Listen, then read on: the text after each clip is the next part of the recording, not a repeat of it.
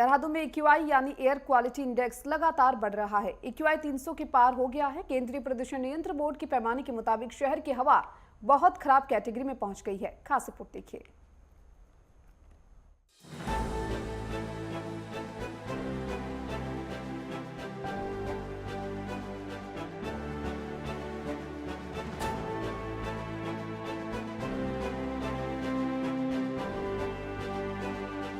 उत्तराखंड के देहरादून में EQI यानी एयर क्वालिटी इंडेक्स लगातार 300 को पार कर रहा है। केंद्रीय प्रदूषण नियंत्रण बोर्ड के पैमाने के मुताबिक इसका मतलब है कि शहर की हवा की क्वालिटी बहुत खराब कैटेगरी में पहुंच गई है। आमतौर पर साफ हवा का मजा लेने वाली उत्तराखंड की राजधानी में बढ़ते EQI ने जानकारों की चिंता भी बढ़ा दी है। वे इसकी वजह शहर में गाड़ियों और उद्योगों से बढ़ते प्रदूषण के साथ साथ पड़ोसी राज्यों में पराली जलाना भी मानते हैं। उनका कहना है कि मौसम के बदलते मिजाज ने हालात को और बिगाड़ दिया है। मुख्य रूप से पूरे इंडो गैंजेटिक प्लेन में एक जो भौगोलिक प्रक्रिया हो रही है जिसको हम लोग टेम्परेचर इन्वर्जन कहते हैं यहाँ पे, तो जितने भी हमारे पोल्यूटेंट्स हैं जो अलग अलग सोर्सेज से आ रहे हैं, इंडस्ट्रियल पोल्यूटेंट्स है या व्हीकुलर पोल्यूशंस है या अन्य राज्यों से जो पराली जलाकर यहाँ पे एयर सर्कुलेशन से आए हैं, तो बेसिकली ये यहाँ लोअर लेवल पे ट्रैप हुए हैं। ऊपर से जो इंडो तिबेटियन प्लेट से उसकी ठंडी हवा जो यहाँ आई है, तो ये टेम्परेचर इन्वर्जन के कारण पोल्यूटेंट्स ट्रैप हो रखे हैं यहाँ।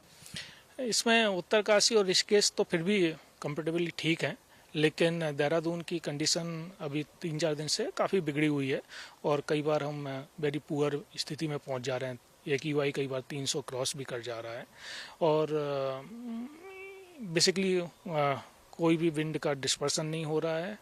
विंड डिस्पर्सन नहीं यानी विंड डिस्पर्सिव नहीं है, तो पॉल्यूशन कंसंट्रेटेड है। और साथ में biomass burning, stubble burning Dehradun में या वेहिकुलर इमिशन जो जाम वगैरह की स्थिति है, उसके चलते पॉल्यूटेंट्स पूरे वैली में ट्रैप्ड हैं। लोगों का कहना है कि प्रशासन ने प्रदूषण की मुश्किल से निपटने के लिए कोई सही योजना तैयार नहीं की है। उनके मुताबिक देहरादून की बढ़ती आबादी ने इसके बुनियादी ढांचे पर बोझ डाला है।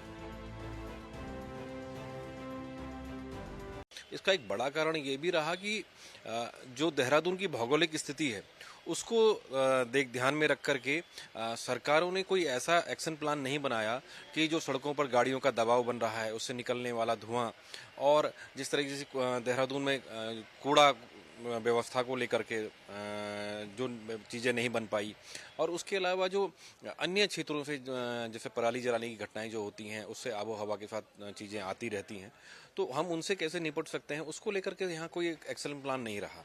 उसका खामियाजा हम आज भुगत रहे हैं। देहरादून के लोगों का मानना है कि जलवायु परिवर्तन ने भी उनके शहर को सामान्य से ज्यादा गर्म कर दिया है।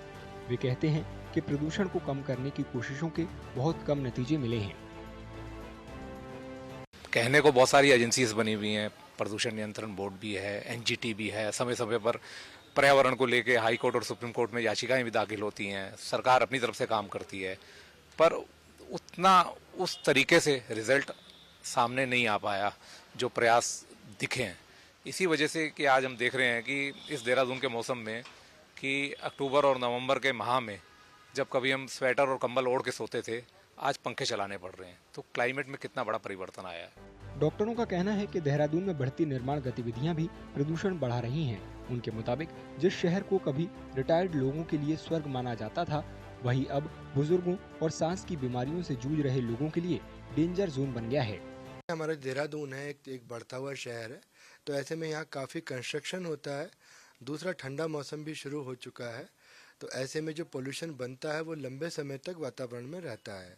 ऐसे में लेकिन जो हमारे सांस के पुराने मरीज हैं, जिसमें स्पेशली ब्रोंकियल अस्थमा या COPD बोल सकते हैं, या फिर ब्रोंकिक्टेसिस होती है जिसमें फेफड़े गल जाते हैं अंदर से, ये सांस की और भी कोई बीमारी, और इसके अलावा सांस के अलावा भी जिनको किडनी फेलियर है, शुगर की बीमारी है, दिल की बीमारी है या कैंसर की बीमारी है, तो ऐसे यह बड़ी उम्र है, ऐसे में इन लोगों को बहुत ज़्यादा सांस फूलने की या उनकी अपनी बीमारी बढ़ने की आशंका बढ़ जाती है।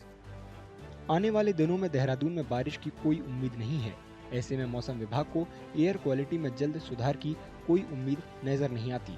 देखिए, मौसम की बात करें तो अगले 5 से 7 दिन में उत्तराखंड में मौसम शुष्क रहने की संभावना है। तो बारिश की अभी कोई संभावना नहीं है।